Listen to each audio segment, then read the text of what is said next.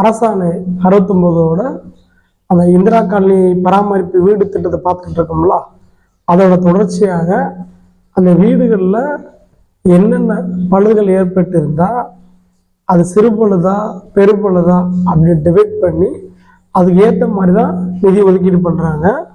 So சிறு பழுதுகளில் என்னெல்லாம் வருது, பெரும் பழுதுகளில் என்னெல்லாம் வருது அப்படிங்கிறத மேலோட்டமாக பார்த்துடலாம். ஃபஸ்ட்டு பாயிண்ட் வந்து அந்த சுவர்களில் உள்ள சின்ன சின்ன விரிசல்கள், அப்புறம் தரையில் உள்ள அந்த சின்ன சின்ன பொத்தல்கள், மேற்கூரையில் உள்ள திட்டுகள், இந்த கதவு மற்றும் ஜன்னல்களை பழுது நீக்கம் செய்தல் பார்த்தீங்க அப்படின்னா சிறு பழுதுலையும் வருது, பெருப்பழுதுலையும் வருது.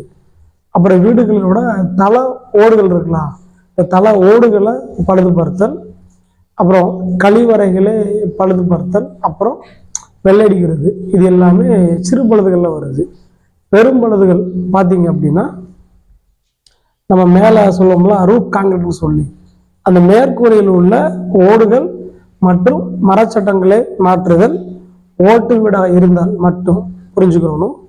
அப்புறமா காங்கிரீட் கூரைகளை ரூப் காங்கிரீட் போட்டிருப்போம்ல, அந்த காங்கிரீட்டை புதுசாக எடுத்து கட்டிக்கலாம் அல்லது அதை நம்ம பழுது பார்த்து பராமரிச்சுக்கலாம்.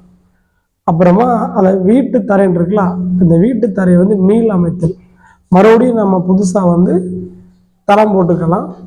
அப்புறம் சுவரில் உள்ள பெரிய ஓட்டைகளையும் இதோட நாம் சரி பண்ணிடலாம். அப்புறம் வழக்கம் போல் வெள்ளை அடிக்கிறது, கதவு மற்றும் ஜன்னல்களில் சரி செய்கிறது, ரெண்டு பழுதுகளுமே சரியாக இருக்கிறது. ஸோ உங்கள் வீட்டில் உள்ள பழுதுகள் அடிப்படையில் நீங்கள் ஊராட்சி மன்றத்தை தொடர்பு கொண்டு இந்த திட்டத்தை பயன்படுத்திக்கோங்க. நன்றி.